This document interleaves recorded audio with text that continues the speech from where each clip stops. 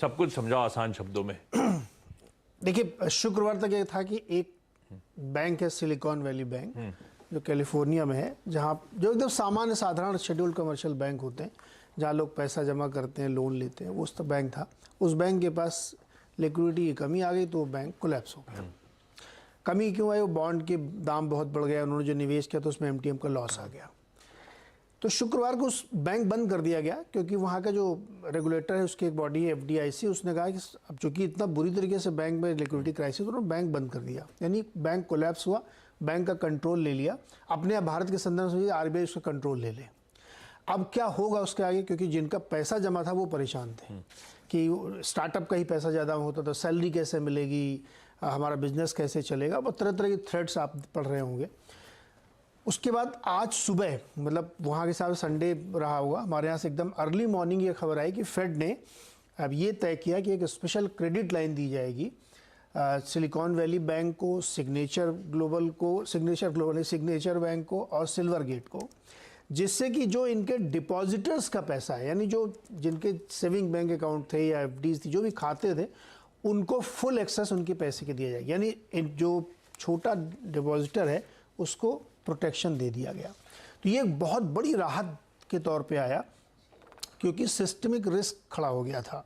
Systemic risk क्यों खड़ा हो गया था? क्योंकि 630 बिलियन डॉलर का लॉस लेके बैंक बैठे हुए हैं वहाँ पे, बुक नहीं कर रहे हैं, क्योंकि बॉन्ड यील्ड की वजह से तगड़ा नुकसान हुआ है। तो जिसके यहाँ ज़्यादा बुक शुरू हुआ है, जिसके यहाँ डिपॉजिट निकला, उसको समझ में आ रहा है। तो अभी भी सिस्टम में आप देखिए कम से कम 400-500 बिलियन डॉलर के लॉस बैठे हुए हैं बैंकों के अकाउंट में। तो अब इस खबर के बाद जो है मार्केट में रिकवरी आई, फ्यूचर्स आप देख रहे होंगे बहुत तेज़ हैं, बॉन्ड यील्ड थोड़ी नीचे आ गई। तो ये कहानी ओवर द नाइट हुई वहाँ पे, ओवर द वीकेंड आप कह सकते हैं। अब इस कहानी को कैसे समझा जाए? क्या रिस्क खत्म हो गया? नहीं, सिस्टमिक रिस्क अभी बना हुआ है। मार्केट क्यों खुश है? मार्केट इसलिए खुश है, उनको लगता है कि फेड डर जाएगा। अब डर क्यों जाएगा? क्योंकि फेड क्या इसलिए तैयार है कि हम महंगाई कम करने के लिए सिस्टमिक रिस्क लेंगे और पूरे बैंकिंग सिस्टम कोलैप्स करेंगे। पिछला हफ्ता यूएस की हिस्ट्री के सेकंड और थर्ड बैंक फेलियर्स एक साथ एक हफ्ते में, 3-4, और सिर्फ वजह है कि फेड इतना एग्रेसिवली हाइक कर गया इतने छोटे स्पैन ऑफ टाइम। तो सवाल ये उठता है, क्या फेड डर जाएगा? सबसे बड़ा सवाल तो अगला बैंक भी सामने आएगा। तो अब फेड अगर नहीं डरेगा, हो गए ना, 3 बैंक हो गए, 3 हो गए, और कुछ छोटे छोटे फाइनेंशियल इंस्टीट्यूशंस हैं जो बहुत छोटे हैं, बहुत ही एक डिस्ट्रिक्ट लेवल के, लेकिन 3 ये बैंक। ये 16वें नंबर का सबसे बड़ा बैंक है ये आपका सिल्वर गेट, ये अपना सिलिकॉन वैली वाला। वो 2 बाकी जो है वो क्रिप्टो के हैं। देखिए, मैं ये कह रहा हूँ कि सिस्टमिक रिस्क को आप कितना महत्व देते हैं और रेट हाइक को, इन्फ्लेशन कितना महत्व देते हैं। आपके आगे एक तरफ कुआं एक तरफ खाई है। आज आप बैंक के डिपॉजिटर्स को बचा रहे हैं, आपके पास इतना पैसा है क्या कि आप सब बैंकों को बचा पाएंगे? क्योंकि हमने बताया 600 बिलियन डॉलर का लॉस लेके बैठे हुए बैंक्स। अगर आज आप बचाते हैं उस पैसे से, तो आपके सामने कल 2-4 बैंक और खड़े होंगे, वो सब अपना लॉस बुक करेंगे और कहेंगे फेड बचाए हमें। अगर फेड नहीं बचाता है तो आप बैंकों में कोलैप्स शुरू होगा।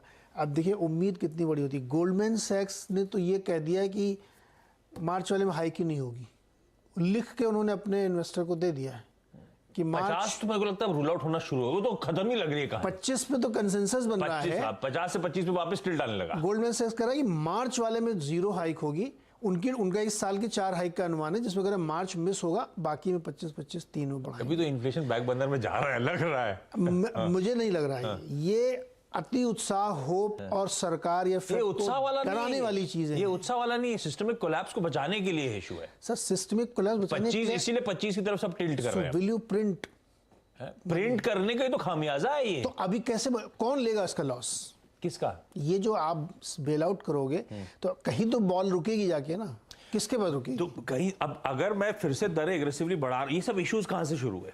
ये सिर्फ किसी के एग्रेसिव रेट हाइक के चलते हुए, बिल्कुल है ना। इस समय की कहानी तो वो है। अदरवाइज एक्चुअल इशू तो ये था कि हम हमेशा छापते थे। 2008 में छापा जब फाइनेंशियल मेल्टडाउन आया, 2020 में छापा जब मेडिकल इमरजेंसी आई, और छापने के बाद समय पे विड्रॉ नहीं करा, क्योंकि आपने ट्रांजिटरी मान लिया था उस चीज को। 2021 में जो विड्रॉ करना था आपने चलने दिया।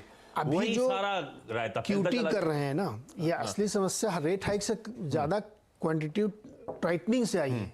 क्योंकि ये जो बॉन्ड है ये फेड ही खरीदता ये है। दोनों चीजें साइमल्टेनियसली करने का उसने कहा ही तो था। अब मेरा सवाल ये कि मान लीजिए आप सिस्टमिक रिस्क बचाने के लिए ब्याज दरें नहीं बढ़ाते हैं, तो क्या ब्याज दरें बढ़ाएं कितनी 25 नहीं, अब वो जरा तब और आपकी सेकंड प्लेट उठा के दिखाइएगा। इसीलिए